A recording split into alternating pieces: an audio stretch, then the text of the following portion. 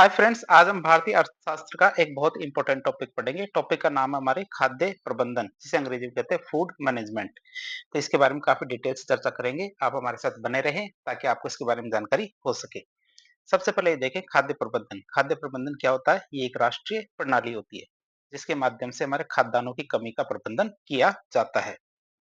बात करें तो इसका तात्पर्य क्या होता है? इसका तात्पर्य होता है अधिक उत्पादन वाले क्षेत्रों से खाद्यान्न को खरीद करके, ऐसे क्षेत्र जहां पे अधिक उत्पादन होता है वहां से खाद्यान्न को खरीद करके कमी वाले क्षेत्रों में रियायती कीमत पर, कमी वाले क्षेत्रों में रियायती मतलब कम कीमत पर वितरित करना होता है, ताकि हमारे देश में खाद्य सुरक्षा या फिर हमारी फूड सिक्योरिटी को सुरक्षित किया जा सके। बात करें भारत की, तो भारत में ये कार्य मुख्य रूप से किसके द्वारा किया जाता है? तो ये कार्य हमारे सार्वजनिक वितरण प्रणाली या पीडीएस के माध्यम से किया जाता है। पीडीएस की बात करें तो पब्लिक डिस्ट्रीब्यूशन सिस्टम या सार्वजनिक वितरण प्रणाली होता है।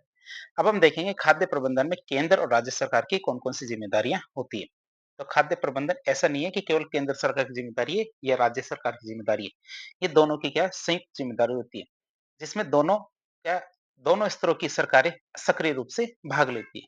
अब हम देखेंगे केंद्र सरकार की क्या जिम्मेदारियां हैं इसमें और राज्य सरकार की क्या जिम्मेदारियां हैं। केंद्र सरकार की बात करें तो केंद्र सरकार क्या करती है? जो हमारे खाद्यान्न होते हैं उनके लिए एमएसपी की घोषणा करती है और खाद्यान्नों की खरीद करती है। राज्य सरकार की क्या जिम्मेदारी है? ये राज्य में क्या खाद्यान्नों का वितरण करती है। ध्यान रखना, वितरण करने का काम राज्य सरकार का, एमएसपी की घोषणा और खरीदने का काम किसका? केंद्र सरकार। केंद्र सरकार क्या करती है? खाद्यान्नों को खरीद करने के बाद खाद्यान्नों को भंडारण करती है। किसके माध्यम से? एफसीआई के गोदामों के माध्यम से। साथ ही साथ परिवहन का सारा खर्चा भी हमारे केंद्र सरकार के द्वारा ही उठाया जाता है। राज्य सरकार क्या करती है? जो परिवहन होने के बाद राज्य सरकार को मिलता है, उसको उचित मूल्य की दुकानों के का नियमन के माध्यम से जनता को उपलब्ध कराती है। इनके माध्यम से फेयर प्राइस शॉप या उचित मूल्य की जो दुकानें होती है, ये राज्य सरकार के अंडर में आती है प्रत्येक पंचायत के अंदर। तो उनके माध्यम से जनता को उपलब्ध करवाती है। फिर बात करें हम तीसरा, राज्यों को खाद्यान्न का आवंटन, मतलब केंद्र सरकार ही तय करती है कौन से राज्य को खाद्यान्न का आवंटन किस प्रकार और कितना किया जाना है। राज्य सरकार की जिम्मेदारी की क्या आती है? राज्य सरकार ये करती है कि खाद्यान्न तो आ गया, तो इसके लिए जो लाभार्थी होंगे उनकी पहचान करना, साथ ही साथ राशन कार्ड बनाना और बांटना, ये काम हमारे राज्य सरकार के होते हैं। इस तरह हमने देखा केंद्र सरकार और राज्य सरकार की इसके मामले में अलग अलग जिम्मेदारियां होती है। अब हम देखेंगे भारत में खाद्य प्रबंधन का विकास किस प्रकार हुआ था। तो खाद्य प्रबंधन की प्रणाली समय के साथ विकसित हुई थी, जिसका उद्देश्य इसे अधिक लक्षित और प्रभावी बनाना रहा है। जैसे हमारी शुरुआत की बात करें, शुरुआत में आया था पीडीएस मतलब सार्वजनिक वितरण प्रणाली। इसकी शुरुआत की बात करें तो 2 अक्टूबर 1950 को हमारे पूर्व प्रधानमंत्री पंडित जवाहरलाल नेहरू के द्वारा ब्यावर अजमेर से इसकी शुरुआत की गई थी। कहां से? ब्यावर अजमेर से इसकी शुरुआत की गई थी। विशेषता की बात करें तो ये क्या है? एक सामान्य व्यवस्था थी जिसके तहत क्या सभी नागरिकों को कम कीमत पर खाद्यान्न सुरक्षा उपलब्ध कराई जाती थी। ये क्या थी? एक सामान्य व्यवस्था थी जिसके तहत सभी नागरिकों को कम कीमत पर खाद्यान्न सुरक्षा उपलब्ध कराई जाती थी। इसका वित्तीयन क्या केंद्र सरकार के द्वारा और क्रियान्वयन जिला प्रशासन के सहयोग से राज्य के द्वारा किया जाता था। ध्यान रखना, इसका वित्तीयन पूरा का पूरा पैसा तो केंद्र सरकार देती थी और इसको लागू करने का काम कौन करता था? जिला प्रशासन। किसकी सहायता से? राज्य की सहायता से करता था। अब ये प्रणाली कुछ पुरानी हुई, क्यों? क्योंकि इसमें क्या है? धांधलीबाजी या फिर गफलेबाजी होने लगी, कालाबाजारी होने लगी। इसको चेंज किया गया, चेंज करके इसका नाम रखा गया संशोधित सार्वजनिक वितरण प्रणाली, मतलब रिवाइज्ड पीडीएस। परिवर्तन की बात करें और ये क्यों हुआ? ये इसलिए हुआ क्योंकि पहले सारी की सारी पीडीएस की जिम्मेदारी किसको दी जाती थी? जिला प्रशासन को। लेकिन हमारे 1992 के अंदर जो हमारे पंचायती राजों को राज्य संस्थाएं थी, उनको संवैधानिक दर्जा दिया गया। तो ये दर्जा देने के बाद ये सारी जिम्मेदारी किसको दी गई? ये हमारे पंचायती राज संस्थानों को दी गई थी। तो वित्तीय वर्ष 1992-93 में पीडीएस का नाम संशोधित करके आरपीडीएस रखा गया, मतलब रिवाइज्ड पीडीएस। इसका उद्देश्य क्या था? इसका उद्देश्य था दूर दराज के क्षेत्रों तक पीडीएस की पहुंच को विस्तार देना और उसको प्रभावी बनाना। बात करें क्रियान्वयन की, तो पंचायती राज संस्थाओं को भी इसकी क्रियान्वयन की जिम्मेदारी दी गई। अर्थात अब क्या है? पंचायती राज संस्थाएं थी, उनको इसके अंदर शामिल किया गया। इसके तहत क्या होता है? ग्राम पंचायत गांव के किसी एक व्यक्ति को वितरण प्रणाली हेतु, मतलब जो हमारे खाद्यान्न है, चीजें हैं, इनको बांटने हेतु सार्वजनिक दुकान का आवंटन करती है। क्या होता है? प्रत्येक गांव के अंदर क्या है? एक व्यक्ति को ग्राम पंचायत क्या करती है? वितरण प्रणाली के लिए एक दुकान का आवंटन करती है, जिसके माध्यम से वह खाद्यान्न की चीजें जैसे हमारे दाल, गेहूं, चावल, चीनी और गैर खाद्यान्न की वस्तुएं जैसे हमारे केरोसिन, साबुन, कपड़ा, ऐसी चीज़ों का वितरण करता है। कौन? वह व्यक्ति जिसको दुकान अलॉट की गई है। तो ये थी हमारी कौन-सी रिवाइज़्ड पीडीएस या संशोधित पीडीएस। कब बदला नाम? 1992-93 में। लेकिन फिर भी इसके अंदर घपलेबाज़ी चलती रही। तो फिर इसका नाम बदल दिया गया और नाम बदल के रखा गया हमारे लक्षित सार्वजनिक वितरण प्रणाली मतलब टारगेटेड पीडीएस। परिवर्तन की बात करें तो 1997 में रिवाइज़्ड पीडीएस का नाम बदल के टारगेटेड पीडीएस कर दिया गया। कब? 1997 में। बात करें लक्ष्यीकरण की, तो ये सबसे बड़ा बदलाव था जिसमें पहली बार विभेदीकृत कीमत प्रणाली अपनाई गई थी। मतलब सबके लिए अलग-अलग कीमत पे जो हमारा खाद्यान्न है वो उपलब्ध कराया जाएगा। कब से? 1997 में। उससे पहले क्या सभी को जो सब्सिडी वाला जो खाद्यान्न है वो उपलब्ध कराया जाता था। लेकिन 1997 के बाद में सबको अलग-अलग रेट से खाद्यान्न उपलब्ध कराया जाना शुरू किया गया। इसके लिए क्या किया गया? लोगों को बीपीएल और एपीएल 2 वर्गों में बाँट दिया गया। राज्य के द्वारा क्या किया गया? लोगों को बीपीएल और एपीएल 2 वर्गों में बाँट दिया गया। बीपीएल का मतलब होता है कि जो हमारा एससी मतलब अनुसूचित जाति, एसटी मतलब अनुसूचित जनजाति और जो गरीबी रेखा मतलब पॉवर्टी लाइन के नीचे जीवन यापन करने वाले लोग थे, ये हमारे बीपीएल के अंदर आते थे। और एपीएल की बात करें तो गरीबी रेखा के ऊपर जीवन यापन करने वाले जो लोग हैं, वो एपीएल के अंतर्गत आते हैं। अब दोनों में कैसे अंतर करें? जो बीपीएल होते थे, उनको लाल जो राशन कार्ड है वो दिया जाता था और उनको जो खाद्यान्न और सब चीजें होती थी, जो उचित मूल्य की दुकान है, वहां से कम कीमत में मिलती थी। और जो एपीएल होते थे, उनको नीला राशन कार्ड दिया जाता था और उनको सभी चीजें सामान्य मतलब जो मार्केट की प्राइस होती है, उस प्राइस पे चीजें दी जाती थी। किनको? एपीएल या नीला कार्ड वालों को। अब बात करें हमारे एक और चीज होती है इसके अंदर योजना का एक भाग है, भाग की बात करें वो है हमारा अंत्योदय अन्न योजना एएवाई।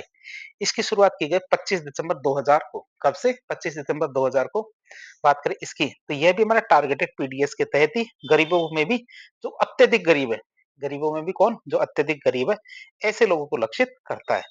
लाभ की बात करें तो जो पात्र परिवार होंगे उनको 35 किलोग्राम अनाज हर महीने, जिसमें गेहूं तो 2 रुपए किलो, चावल 3 रुपए किलो उपलब्ध कराया जाएगा। कितना? 35 किलो अनाज उनके लिए जो गरीबों में भी अत्यंत गरीब है। ये योजना कब से शुरू हुई थी? 25 दिसंबर 2000 से ये योजना शुरू हुई थी, अंत्योदय अन्न योजना।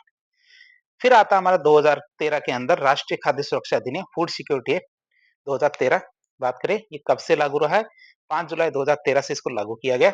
बात करें इसके अंदर क्या अधिकार दिया गया है? तो इसने क्या देश की लगभग 2/3 आबादी मतलब 67% जनसंख्या को भोजन का कानूनी अधिकार प्रदान किया है। क्या? भोजन का कानूनी अधिकार प्रदान किया है। अब ये क्या करता है? 75% ग्रामीण और 50% जो शहरी आबादी है उसको कवर करता है।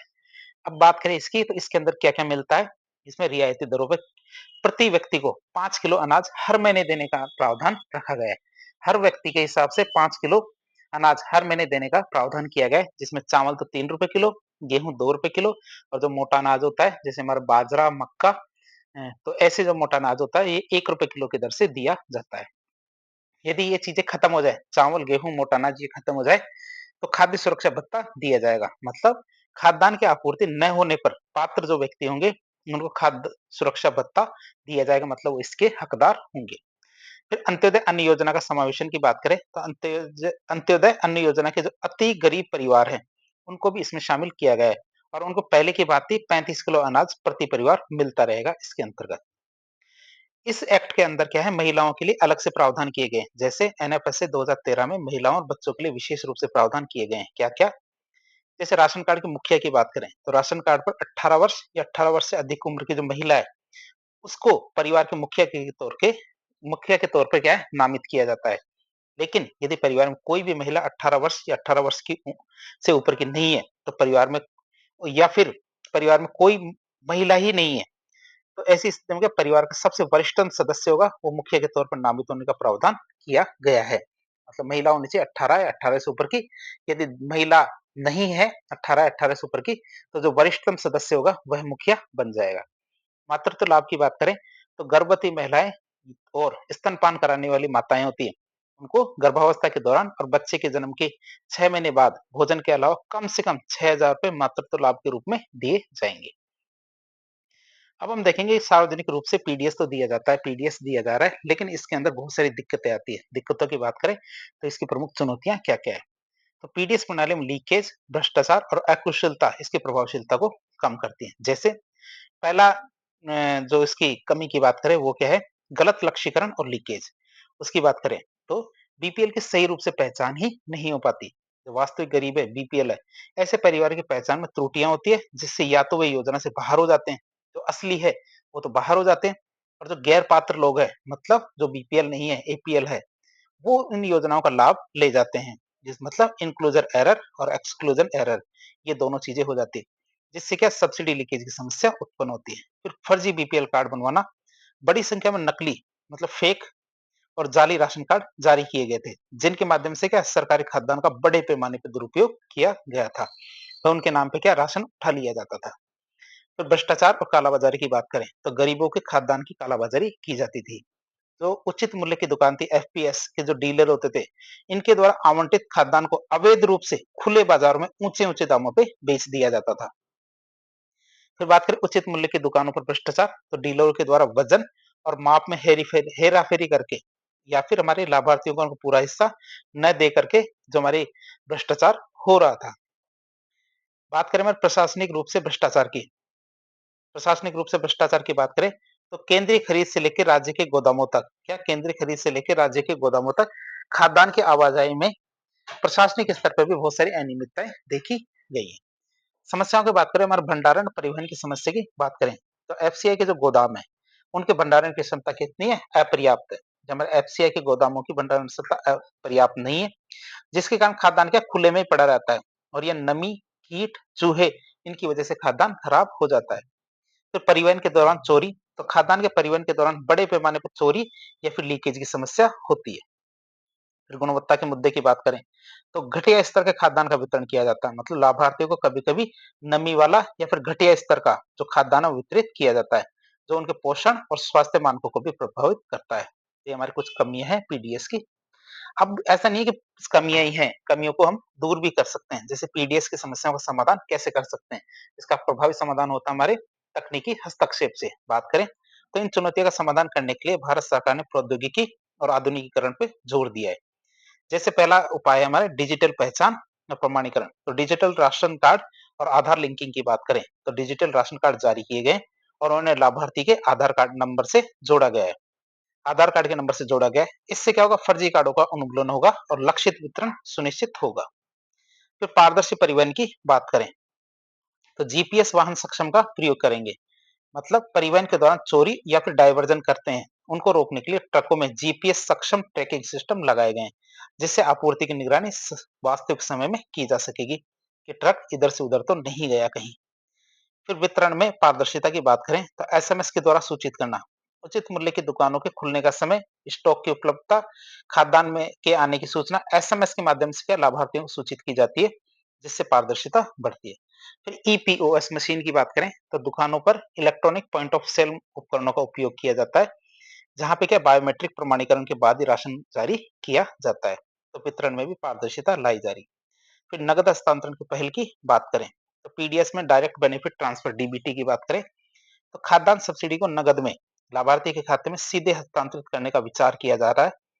डीबीटी लागू होने से क्या है, खाद्यान्न की चोरी और कालाबाजारी पूरी तरह से समाप्त हो जाएगी। क्यों? क्योंकि लाभार्थी सीधे क्या है, बाजार से उसको खरीद पाएगा। ये कुछ तरीके हैं जिसके माध्यम से हम पीडीएस जो प्रणाली है इसको सुचारू रूप से चला सकते हैं। अब हम देखेंगे पीडीएस से संबंधित कुछ योजनाओं के बारे में।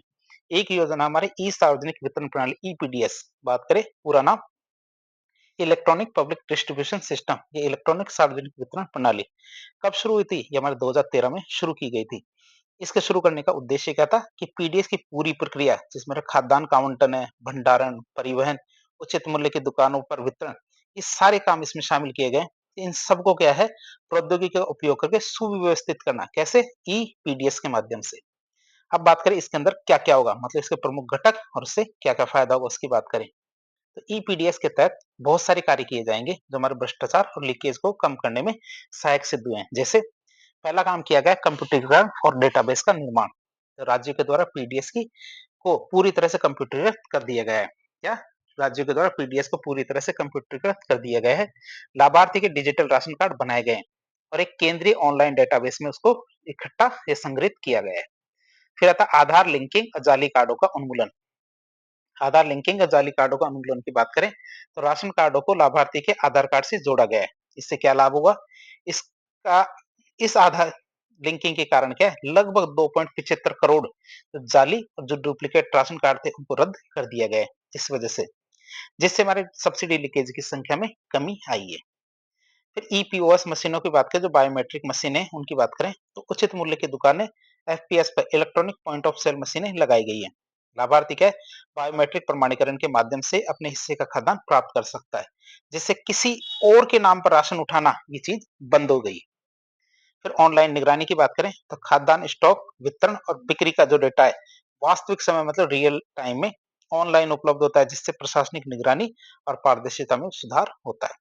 संक्षेप में देखें तो ईपीडीएस ने पीडीएस को एक ओपन एंडेड मतलब खुली और भ्रष्टाचार प्रवण जो प्रणाली है उससे क्या है, एक लक्षित और तकनीकी संचालित वितरण तंत्र में बदल दिया है किसने, ईपीडीएस ने। फिर एक योजना आती है हमारी one nation one ration card योजना, बात करें इसकी तो ये भारत सरकार की एक बहुत ही महत्वाकांक्षी योजना है, जिसका उद्देश्य क्या है राष्ट्रीय खाद्य सुरक्षा अधिनियम है एनएफएस से 2013। इसके तहत जो लाभार्थी है इनको देश में कहीं भी रियायती दरों पर खाद्यान्न की उपलब्धता सुनिश्चित करानी है। पहले उनको ये लाभ उनके क्षेत्र में मिलता था, अब पूरे देश में कहीं से भी ये लाभ ले सकते हैं। बात करें योजना का पूरा नाम हमारे one nation one ration card योजना। फिर हिंदी में देखें तो एक राष्ट्र एक राशन कार्ड लागू कब से हुआ, ये बजट 2020-21 में इसे पूरे भारत में लागू कर दिया गया था। उद्देश्य की बात करें तो राशन कार्ड की राष्ट्रीय स्तर पर पोर्टेबिलिटी को सुनिश्चित करना, यानी कि लाभार्थी देश के किसी भी राज्य या फिर केंद्र शासित प्रदेश में अपना राशन प्राप्त कर सकते हैं। बात करें आधारभूत प्रणाली की तो ये योजना क्या है सार्वजनिक वितरण प्रणाली के जो एकीकृत प्रबंधन है आईएमपीडीएस इस नेटवर्क के तहत काम करती है। किसके तहत काम करती है, आईएमपीडीएस के तहत काम करती है। अब बात करें इसकी कार्यप्रणाली और लाभ के बारे में तो ये राष्ट्रीय पोर्टेबिलिटी है, मतलब एक ही राशन कार्ड है तो लाभार्थी को पूरे भारत के लिए एक ही राशन कार्ड जारी किया जाता है। बात करें एक ऐप है, ऐप का नाम है मेरा राशन ऐप। तो इस सुविधा के माध्यम से लाभार्थी देश के किसी भी सार्वजनिक वितरण केंद्र जो पब्लिक डिस्ट्रीब्यूशन सेंटर है वहां पे जाके अपने हिस्से का राशन प्राप्त कर सकता है। बात करें तकनीकी आवश्यकताओं की तो इसके लिए क्या है आधार लिंकिंग कराना बहुत जरूरी है। तो योजना का लाभ लेने के लिए लाभार्थी के राशन कार्ड का आधार से लिंक होना बहुत ज्यादा जरूरी है। तो ईपीओएस की बात करें तो सार्वजनिक वितरण केंद्र पर लाभार्थी क्या इलेक्ट्रॉनिक पॉइंट ऑफ सेल जो मशीन है उस पर आधार प्रमाणीकरण मतलब आधार ऑथेंटिकेशन के बाद ही क्या है इस सुविधा का लाभ ले पाएगा। ईपीओएस का मतलब इलेक्ट्रॉनिक पॉइंट ऑफ सेल जो मशीन है उस पर जब आधार प्रमाणीकरण होगा तभी वह जो इसका लाभ ले पाएगा। मुख्य रूप से लाभार्थियों की बात करें तो इस योजना का सबसे बड़ा लाभ क्या है, जो हमारे प्रवासी मजदूर है माइग्रेंट लेबर्स है जो हमारे एक राज्य से दूसरे राज्य में मजदूरी करने के लिए जाते हैं उनको सबसे ज्यादा इससे लाभ हुआ है। जो हमारे रोजगार या किसी अन्य कारण से एक राज्य से दूसरे राज्य में चले जाते हैं उन्हें अब अपने गृह राज्य के जो राशन कार्ड के साथ नए राज्य में सब्सिडी वाला खाद्यान्न मिल जाता है। निष्कर्ष के रूप में देखें तो one nation one ration card PDS को आधुनिक पारदर्शी और भ्रष्टाचार मुक्त बनाने की दिशा में एक बहुत ही बड़ा क्रांतिकारी कदम है, जिसने क्या लाभार्थियों को वन नेशन वन एंटाइटलमेंट की सुविधा प्रदान की है। दो योजनाएं हमने देख ली। अब one nation one ration card योजना को लागू करने के लिए कौन कार्य कर रहा है, ये हमारे पीडीएस का एकीकृत प्रबंधन मतलब आईएमपीडीएस कार्य कर रहा है। इसके बारे में भी जानकारी ले लेते हैं। ये भी एक प्रकार की योजना है। आईएमपीडीएस क्या है, एक तकनीकी आधारभूत संरचना होती है जो भारत में one nation one ration card योजना को कार्यान्वित करने में मदद करती है। इसका प्राथमिक उद्देश्य क्या है, इसका प्राथमिक उद्देश्य पीडीएस नेटवर्क को राष्ट्रीय स्तर पर एकीकृत करके लाभार्थी को सुचारू और पारदर्शी सेवाएं प्रदान करना है। बात करें आईएमपीडीएस की तो इसका पूरा नाम और उद्देश्य की पूरा नाम हमारा इंटीग्रेटेड मैनेजमेंट ऑफ पीडीएस मतलब पब्लिक डिस्ट्रीब्यूशन सिस्टम। हिंदी में देखें तो सार्वजनिक वितरण प्रणाली का एकीकृत प्रबंधन इसका हिंदी में नाम हुआ। इसका मुख्य उद्देश्य क्या है, मुख्य उद्देश्य की बात करें तो पीडीएस नेटवर्क को राष्ट्रीय स्तर पर पोर्टेबिलिटी प्रदान करने के लिए एक केंद्रीय नेटवर्क मतलब सेंट्रल नेटवर्क या फिर और डेटा सेंटर या डेटा भंडार स्थापित करना है। फिर आईएमपीडीएस के कार्य और घटकों की बात करें तो आईएमपीडीएस क्या है, एक राष्ट्रीय स्तर का नेटवर्क स्थापित करता है। आईएमपीडीएस क्या करता है, एक राष्ट्रीय स्तर का नेटवर्क स्थापित करता है जो सभी राज्यों और केंद्र शासित प्रदेशों की जो पीडीएस प्रणाली है इनको जोड़ता है।